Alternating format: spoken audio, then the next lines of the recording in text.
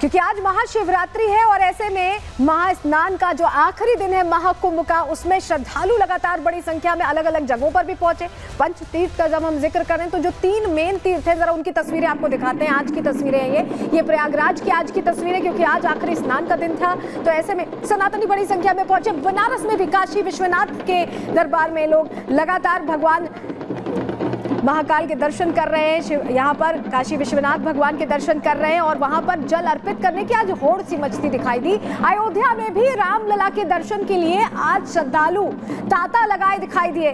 तो ये वो तस्वीरें हैं जो बता रही हैं कि वाकई उत्तर प्रदेश आस्था के केंद्र के रूप में अलग अलग जगहों पर देखे, सिर्फ प्रयागराज में ही नहीं, काशी विश्वनाथ में भी, अयोध्या में भी वो रंगत और वो सनातनियों का हुजूम दिखाई दिया, जो अपने आप में बता रहा है कि अब उत्तर प्रदेश की तस्वीर बहुत अलग तरह से बदली है। अयोध्या जब से आया है, काशी विश्वनाथ में जो कॉरिडोर विकसित किया गया और प्रयागराज में जो इस बार महाकुंभ हुआ है, वो अपने आप में कीर्तिमान स्थापित करने वाला है। ये 3 तस्वीरें हमने आपको दिखाई और हमारे साथ हमारे 2 सहयोगी प्रयागराज से सीधे जुड़ रहे हैं। हमारे 2 सहयोगी जो अलग अलग तस्वीरें, अलग अलग रिपोर्ट्स लगातार भेज रहे हैं, आप तक पहुंचा रहे हैं वो खूबसूरत तस्वीरें जो आप शायद अनुभूति नहीं कर पा रहे होंगे। सबसे पहले अनामिका, आपके पास आ रही हूँ, जरा ये बताइए, आप वहां पर मौजूद हैं, वो जो रंगत है आज जो आखिरी दिन जो सनातनियों का ज्वार उमड़ पड़ा है, क्या उसे महसूस किया आपने?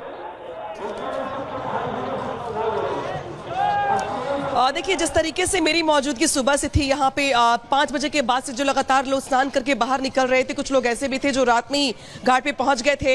एयर शो से लेकर के पुष्प वर्षा से लेकर के मैंने हर वो रंग देखा है, न सिर्फ देखा है बल्कि महसूस किया है, लोगों की भावनाएं देखी हैं, सुनी है। और बहुत सारे लोग तो मुझसे नाराज भी हो गए इस बात को लेकर कि आप मुझसे बात क्यों नहीं कर रही हैं, आप मेरी बात क्यों नहीं पहुंचा रही हैं। मैंने पूछा कि ठीक है बताइए क्या कहना चाहते हैं आप, तो उनको कहना ये था कि वो बहुत भाव विभोर हो रहे हैं यहाँ पे आके। उड़ीसा से, मध्य प्रदेश से, राजस्थान से, गुजरात से, दुनिया के अलग अलग कोने से, दुबई से लोग यहाँ पे आए थे, बंगाल से लोग आए थे यहाँ पे, बांग्लादेश से लोग यहाँ पर आए हुए अभी भी हैं। और देखिए यहाँ पे जो रेला देख रही है आप, जाने का तस्वीर मैं दिखाऊंगी दिखाने के लिए। अजय जरा तस्वीर दिखाइए। देखिए अभी भी जो तस्वीर देख रही है आपकी वापसी की तस्वीर है।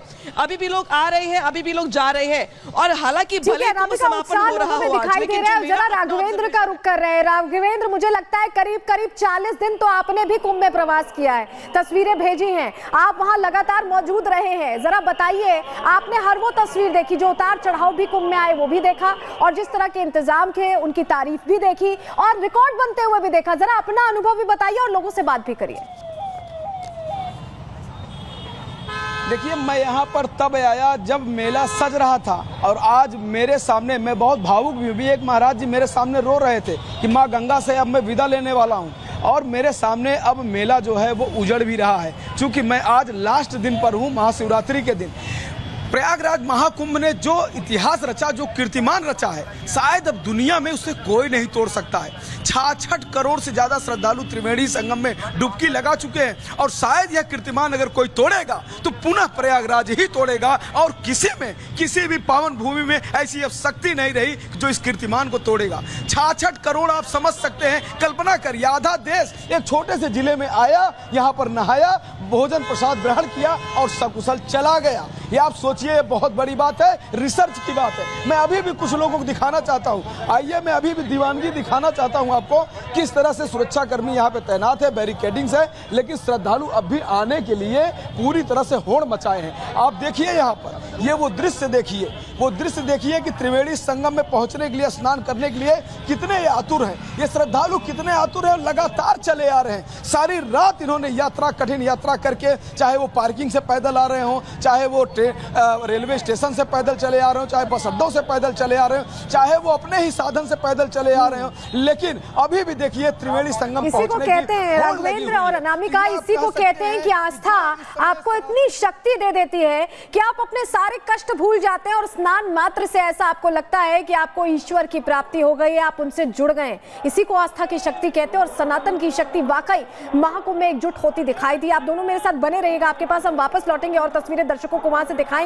लेकिन चलिए, जब राघवेंद्र और अनामिका कह रहे हैं ये बात कि ये बहुत बड़ा कीर्तिमान है, तो वो यूं ही नहीं कह रहे, हम आपको जरा बताते हैं, पूरी जानकारी आपके सामने रखते हैं कि कैसे ये कीर्तिमान वाकई स्थापित हुआ है।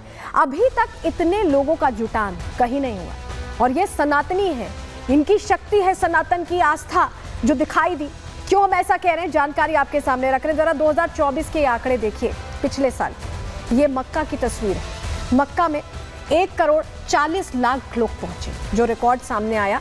ग्राफिक्स जरा दिखाइएगा, ये देखिए 1,40,00,000 पहुंचे। वेटिकन सिटी में कितने लोग पहुंचे? 80 लाख पहुंचे। ये पिछले साल का आंकड़ा है, 2024 का। अब जरा आपको हम बता देते हैं कि प्रयागराज में कितने लोग पहुंचे। देखिए तस्वीर बदली, और सिर्फ 45 दिन में, वो साल भर के आंकड़े थे वेटिकन सिटी के और मक्का के, हम आपको अब प्रयागराज के 45 दिन के आंकड़े दिखा रहे हैं। और 66 करोड़ तो अभी दिन का आंकड़ा है, शाम होते होते इसमें भी बढ़ोतरी होगी। तो ये सनातन की एकता है, ये सनातन की शक्ति है जो बता रही है कि ये जो कीर्तिमान स्थापित हुआ ये तो आसानी से टूटने वाला नहीं, शायद महाकुंभ में ही दोबारा ये टूट पाए। चलिए जरा आपको 2 तस्वीरें दिखाते हैं, आगे बढ़ रहे हैं, क्योंकि महाशिवरात्रि का दिन था और ऐसे में गोरक्षनाथ रुद्राभिषेक करते आपको योगी आदित्यनाथ दिखाई दे रहे हैं। योगी की शिव साधना इसलिए भी जरूरी है क्योंकि वो यहाँ पर जहाँ राजधर्म निभा रहे हैं, वहीं अपनी इच्छा शक्ति के साथ उन्होंने इतने बड़े आयोजन को बहुत बेहतर तरीके से किया। और ऐसे में गोरखपुर में गोरखनाथ पीठ के, क्योंकि उनकी ऊपर जिम्मेदारी है, ऐसे में वहां रुद्राभिषेक, महादेव की विशिष्ट पूजा भी करते दिखाई दी। तो आप देखिए कर्म के साथ जो धर्म है उसमें कितने लीन है उत्तर प्रदेश के मुख्यमंत्री, वो तस्वीर भी हम आपके सामने रख रहे हैं। और ये बड़ी तस्वीर है, ये बड़ी तस्वीर है क्योंकि अपने आप में ये बताती है कि धर्म और कर्म साथ साथ चलते हैं। और ये जो महाकुंभ है, इसमें टेक्नोलॉजी का भी हमने, जो एक तरह से हम कहते हैं कि हम एआई टेक्नोलॉजी के ज़माने में आ गए, तो महाकुंभ परंपरा और टेक्नोलॉजी का मिलान कैसे हुआ, ज़रा ये भी समझ लीजिए। इस बार क्राउड कंट्रोल से लेकर सुरक्षा तक पर हर चीज़ में एआई का इस्तेमाल हुआ है। एआई की मदद ली गई, आर्टिफिशियल इंटेलिजेंस की मदद ली गई है। एआई की मदद से अलग अलग विभागों का तालमेल बैठाया गया। एआई चैटबॉट से यात्रियों की मदद की गई। चैटबॉट क्या है? जैसे कि आप मैसेज करते हैं चैट जीपीटी जैसा, वैसा ही चैटबॉट था, उसमें आप मैसेज करते हैं, वो आपको पूरा गाइड करता कि आपको महाकुंभ में कैसे कैसे क्या करना है। ये बाकायदा डेवलप किया गया था कुंभ के लिए ही। पार्किंग, फूड कोर्ट, अस्पताल खोजने में इससे आसानी हुई। 11 भाषाओं में अनुवाद भी मिला। भाषणी जो भारतीय ट्रांसलेशन टूल है, उसके जरिए, एआई के जरिए आप उसमें अलग अलग भाषाओं में जो विदेशी भी आ रहे थे उनके लिए भी व्यवस्था थी।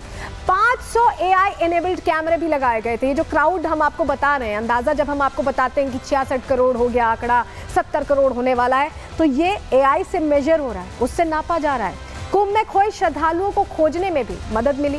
पहले ज़माने में होता था, लोग कुंभ में बताते थे कि कुंभ के मेले में खो गए थे, लेकिन अब वो दौर बदल गया है। अब एआई के जरिए कैसे महाकुंभ में लोगों को खोजा गया, ये भी हमने आपको बताया। और डीजीपी इसको लेकर पहले ही जब रिपब्लिक भारत के समिट में पहुंचे थे, महाकुंभ महासम्मेलन में, तो उन्होंने कहा था कि इस बार एआई का इस्तेमाल करके हम बेहतर रणनीति के साथ सारी व्यवस्थाएं कर रहे हैं, और उस पर मुहर भी लगती दिखाई दी। हमने फिर से डीजीपी साहब से बात की, उन्होंने क्या कहा सुनिए। इस पूरे 45 दिन में 65 करोड़ से भी अधिक श्रद्धालुओं ने यहाँ श्रद्धा की डुबकी लगाई। उत्तर प्रदेश पुलिस ने माननीय मुख्यमंत्री जी के नेतृत्व में और उनके दिशा निर्देशन में भीड़ प्रबंधन, पुलिसिंग में तकनीक के इस्तेमाल का एक ऐसा अद्वितीय अनुकरणीय मॉडल पेश किया है जो विश्व में कहीं भी देखा नहीं गया, और इसकी प्रशंसा सभी स्तरों पर लगातार की जा रही है।